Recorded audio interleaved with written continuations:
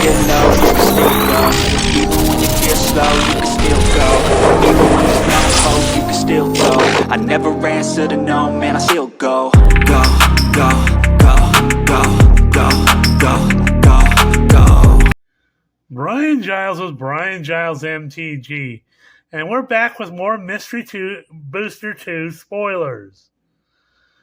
We left off on an absolutely banger of a test card in Halving Season, which is a foil to Doubling Season. And honestly, I really would like to see that card made. So starting our list off tonight, we have King's Assassin, 2 black and 1 for a 1/1 human assassin. Tap and destroy target tapped creature. Activate only during your turn before attackers are declared. Then we have Leyline of the Void for 2 black and 2. You get an enchantment. If Leyline of the Void is in your opening hand, you may begin the game with it on the battlefield. The card will be put into an opponent's graveyard from anywhere. Exile it instead.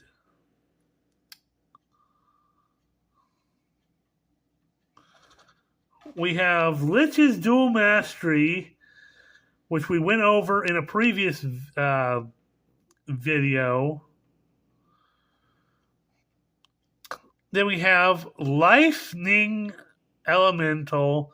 So it's a black and 5 for a 4/6 Vampire Elemental with lifelink. It says splice onto instant or sorcery for a black and 1. As you cast an instant or sorcery spell, you may reveal this card from your hand and pay its splice cost. If you do, add this card's abilities to that spell. It's still an instant or sorcery spell. Oh.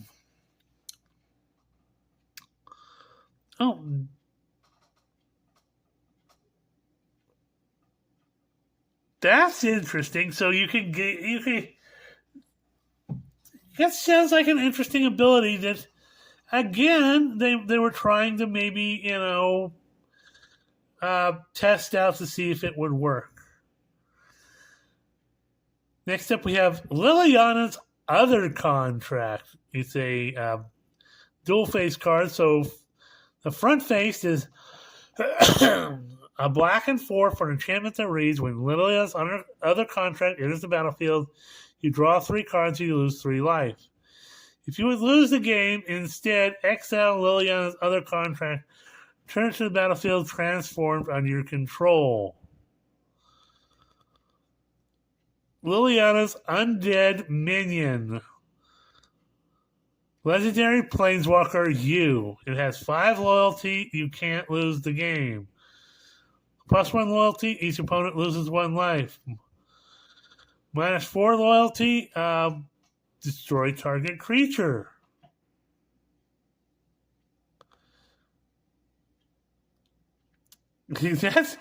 It's funny, but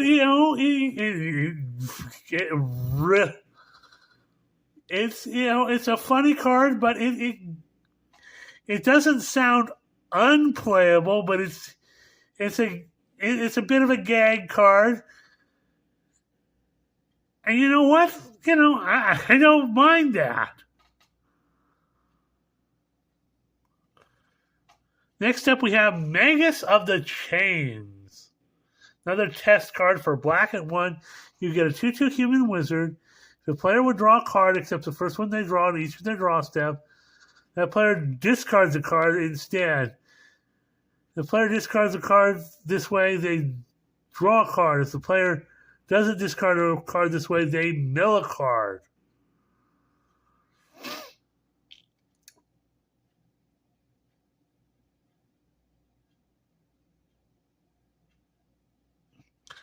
Again, that sounds really interesting, That'd be a fun card to have in a deck. That'd be a fun card to play. I'm not lying. It'd be annoying as all get out, but it'd still be a fun card. Mardu Outrider, 2 black and 1 for a 5/5 Orc Warrior. This will cost to cast a spell, discard a card. Good old classic Mind Twist. Black and X will target player discards X cards at random. We hated this card back in the day just as much as you would hate it today.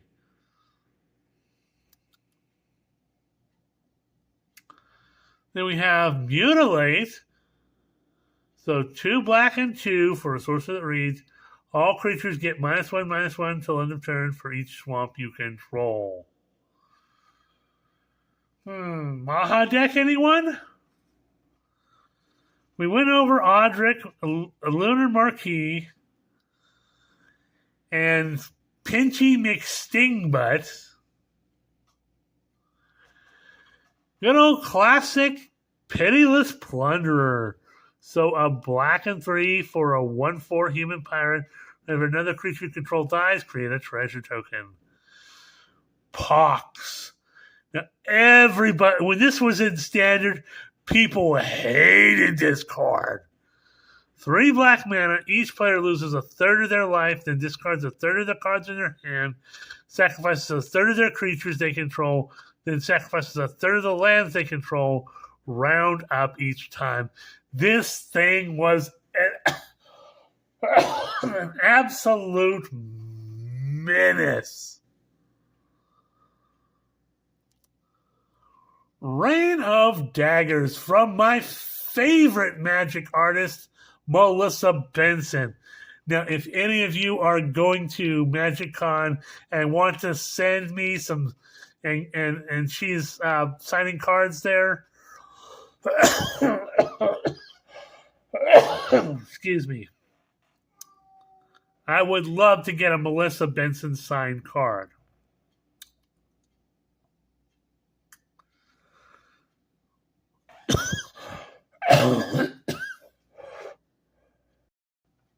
So if you want to get some, bless me with that, I would have much appreciated. So Rain of Daggers is 2 black and 4 for a sorcery that reads, destroy all creatures target opponent controls. You lose 2 life for each creature destroyed this way. Good old black board wipe. Rat Colony. Yeah, I hate rat decks. We hated them back in the day when the original rat decks came out. So it's a black and 1 for a 2/1 rat. It gets +1/+0 for each other rat you control, and a deck can have any number of cards named Rat Colony. Rot Hulk. 2 black and 5 for a 5/5 zombie with menace. When Rot Hulk enters the battlefield, return X target zombie cards from the graveyard to the battlefield where X number of opponents you have. Well, this card in a commander deck would be fun. Next up, we have one of these alchemy cards, which I really don't like. Sanguine Brushstroke at 2 black and 1. Enchantment that reads, when it enters the battlefield, create a blood token and conjure a card named Blood Artist onto the battlefield. Whenever you sacrifice the blood token, each opponent loses a life and you gain a life. So if you're playing with blood tokens, yeah.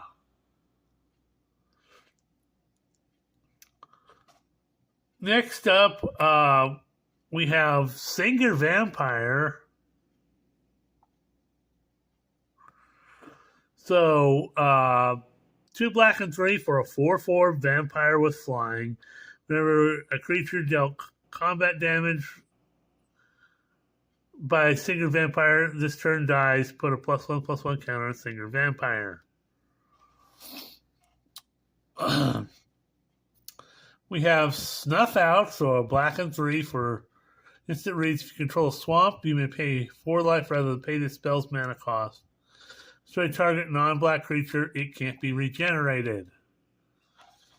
Good old Stitcher's Supplier for a black mana, you get a 1/1 zombie. When Stitcher's Supplier enters the battlefield, or dies, mill 3 cards. Street Wraith for 2 black and 3. You get a 3/4 Wraith with Swamp Walk, and it cycles for paying 2 life. We have TLDR. We went over that in a previous video.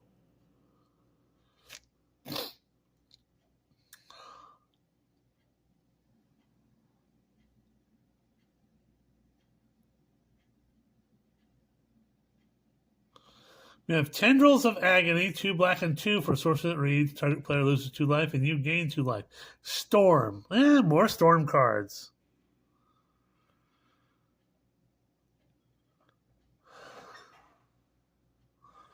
Next up, we have the Many Deeds of Belzenlock, a black and 1 for Enchantment Saga. Chapter 1, exile 1 target Saga card from a graveyard. Copy its Chapter 1 ability. Chapter 2, exile up to 1 target Saga card from a graveyard. Copy its Chapter 2 ability. Chapter 3, exile up to 1 target Saga card from a graveyard. Copy its Chapter 3 ability. No, I could actually see this in something like a Tom Bombadil deck. You want to be able, somebody's exiled your some of your sagas, you can reuse them, or somebody's played a saga that has some interesting effects, and you want to use those. This isn't bad.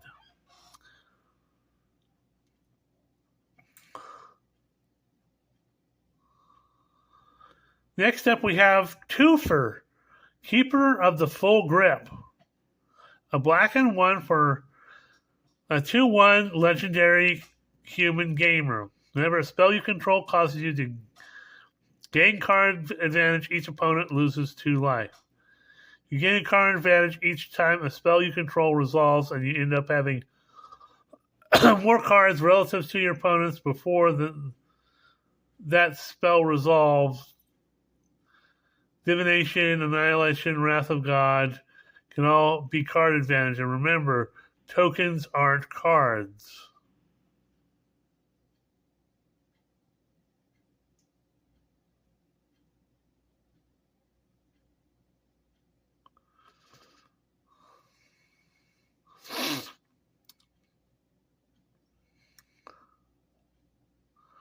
Yeah, it's interesting. Let's put it like that. It's interesting. Wishclaw Talisman for a black and 1. You get an artifact. Reads, when it enters the battlefield with 3 wish counters on it. Pay 1, tap it, remove a wish counter from Wishclaw Talisman. Search your library for a card, put it into your hand, and shuffle. An opponent gains control of Wishclaw Talisman. Activate only during your turn.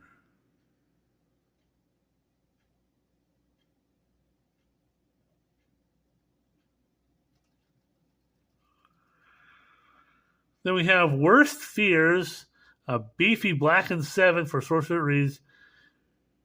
You control target player during that player's next turn. Exile Worst Fears. This is another one of the cards. This card was banned in some format because you control the target player, and But this card is, having this card is absolutely a win-win.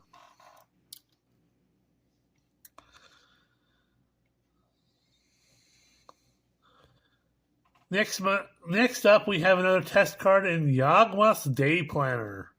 A black and 3 for artifact that reads, tap, pay 2 life to add 2 black mana. You may cast spells from your graveyard. Only mana produced by abilities that cause you to lose life may be spent to cast spells this way. The card will be put into a graveyard from anywhere. Exile it instead.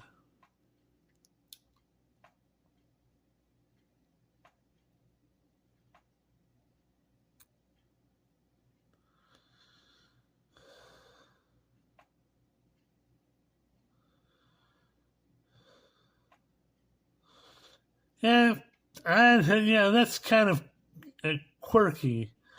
We went over You Complete Me already, so. And we got Zombie Master. For 2 black and 1, you get a 2/3 zombie. Other zombie creatures have Swamp Walk. And other zombies have pay a black to regenerate this permanent.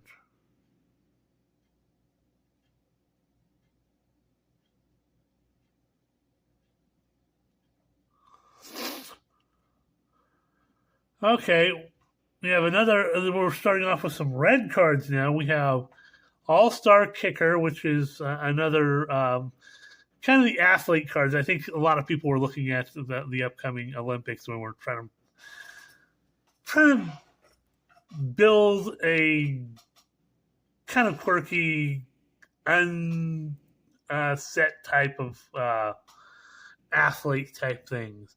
So All-Star Kicker is a red and 2 for a 2/2 orc athlete with a assist kicker 3. You and up to one other target player can spend mana to pay this kicker cost. When All-Star Kicker enters the battlefield, your team may pass the ball. Then if All-Star Kicker was kicked, creatures your team controls get +1/+1, gain haste till end of turn. To pass the ball, one of the players on your team gives a permanent or card in hand to another player on your team. So this might, there's a format out there called Commander Raid, and this might, that would fit into that type of format really well. Or, stuff like Group Hug.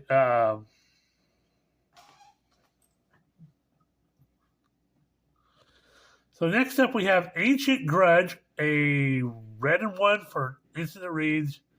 So a target artifact, and it has a flashback for a green.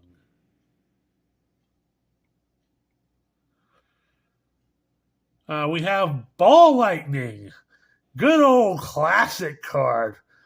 This card was a menace back in the it was the main big staple of burn decks. 3 red mana for a 6/1 elemental with trample and haste. At the beginning of the end step, sacrifice Ball Lightning. But you are trampling over people and dealing damage. We have Blazing Root Walla, 1 red mana for a 1/1 lizard with pay a red. Blazing Root Walla gains +2 +0. So pay red, it gets +2 +0 till end of turn. Activate only once each turn, and it has a madness cost of 0.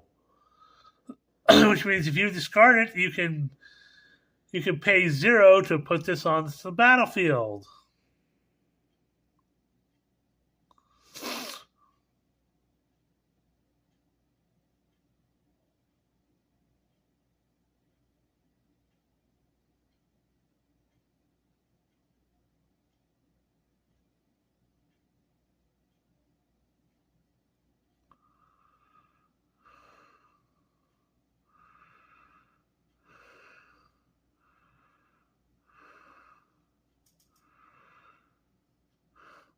Next up, we have Bullshock Dragon, a 6/6 creature armored dragon.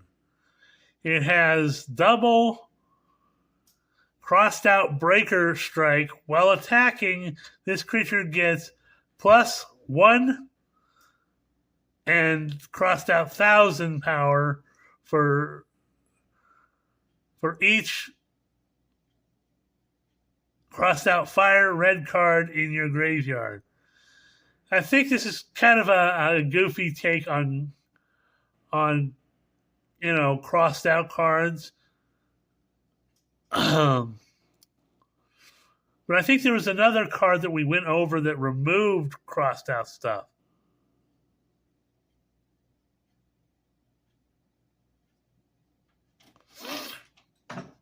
So we shall see.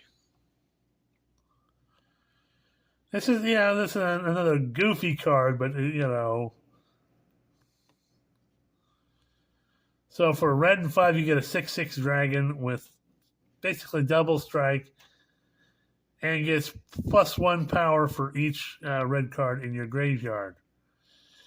That could be, if it was just those with the crossed out stuff, that's an enormously powerful card.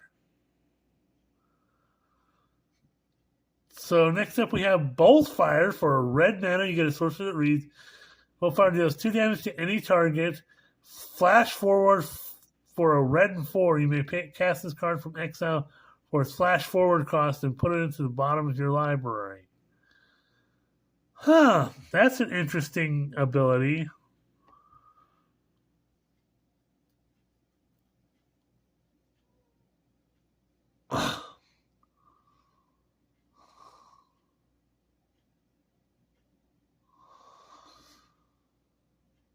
Next up, we have another test card in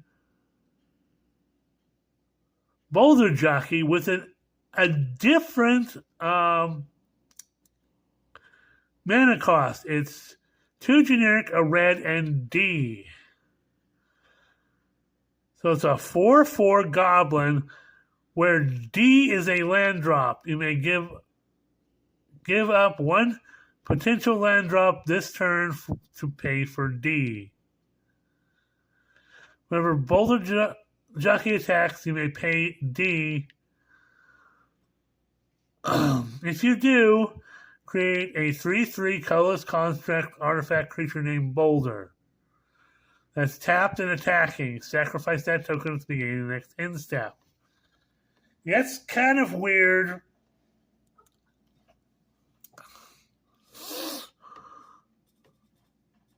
But, it's interesting. A different take on mana costs.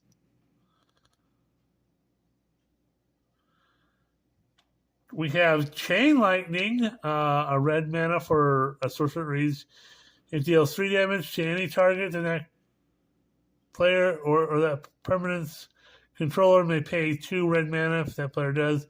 They may copy this spell, and choose a new target for that copy.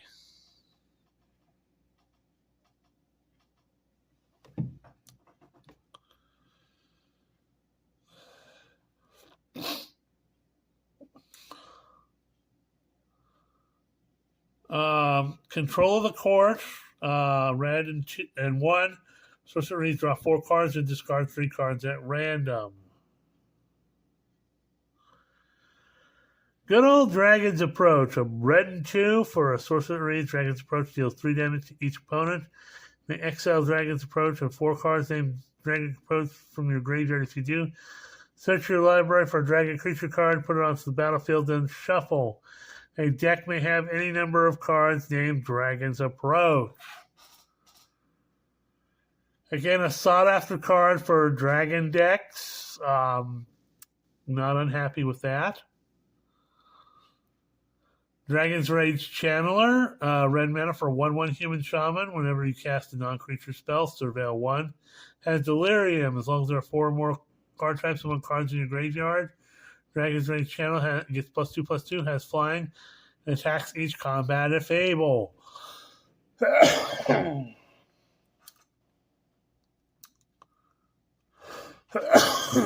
Dwarven Confluencer.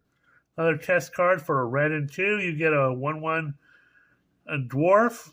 Tap it to destroy target non-token land.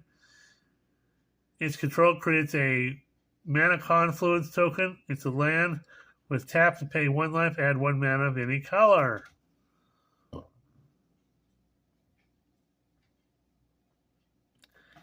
Interesting. Well, we're close to 25 minutes. We'll go over Faithless Looting. For a red mana, you get a sorcerer read, draw 2 cards, and discard 2 cards. Flashback for a red and 2. Final Fortune for 2 red mana. You take an extra turn after this one. At the beginning of that turn's end step, you lose the game. So, again, some red mana extra turn type stuff. And now we're at 25 minutes, and we're going to say we'll see you on the next video.